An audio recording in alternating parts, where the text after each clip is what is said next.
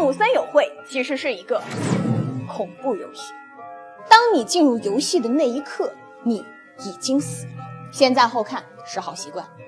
画风可爱清新的动森系列自第一部上市后，便因为有非常多的恐怖彩蛋而引起争议。这些彩蛋无一不是在暗示着动森世界很有可能就是一个死后的世界。早期动物森友会的开场，主人公都是在黑暗中醒来，莫名的来到这个小岛居住生活，此后便会出现一个重要的角色直轮君，专门为你看门传话。然而直轮是什么呢？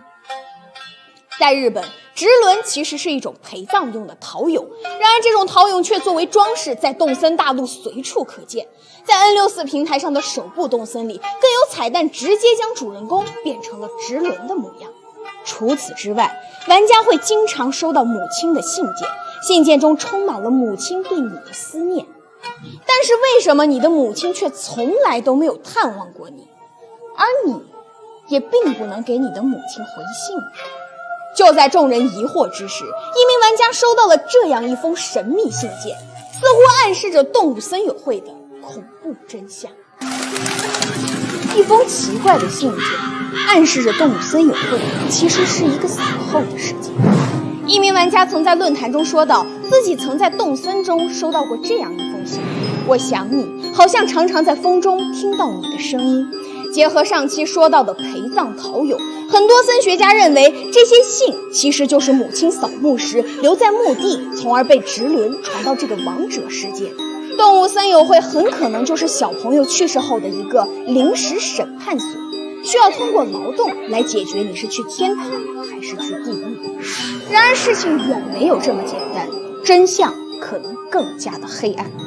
在08年版本中，开场你在一辆车中醒来，车外一片漆黑，一名河童司机将你们送上小岛。在霓虹国的传说里，河童会将小朋友诱骗到河中，随后将小朋友吃掉，因此河童一直都是袭击诱拐儿童的形象。而游戏方故意让河童送玩家登陆小岛的设定，很可能是在暗示这些孩子都是被河童伤害或者是诱骗到小岛上的。与此同时，自从你登上小岛之后，便永远不能离开。河童为什么要这么做呢？他又有什么同伙吗？玩家在这里到底要做什么呢？随后，你会在狸猫的指导下背上很多的债务，开始不断的劳动。狸在广辞苑中的解释是看起来很蠢却非常狡猾的动物。看过狸猫大作战的朋友都知道，狸猫是霓虹国非常有名的妖怪，只需要一片叶子便可以施展出幻术，变化出各种各样的东西。在游戏中，其实我们在商店中买到的也只是狸猫的叶子而已，因此我们也可以猜测，森友会这个世界很可能也是狸猫通过幻术伪装起来的一个世界。另一件非常奇怪的事情是，在森友会的世界中，看似所有动物都是拟人化的，和蔼可亲，会说话，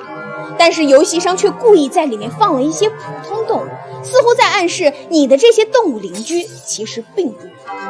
而他们的名字也颇具意味，很多牛村民的名字竟然是牛肉汉堡、替补牛排，因此酱子认为你的动物邻居可能就是死后成精的动物，而他们把你困在这里，正是让你替他们无止境的劳动下去。那些你欠下的巨债，也很可能是你曾经浪费过的食物，或者是伤害过的动物。那么你觉得，在动森的世界里，为什么会有这些普通动物呢？赶紧把这条视频转发给你还在建档的小伙伴吧。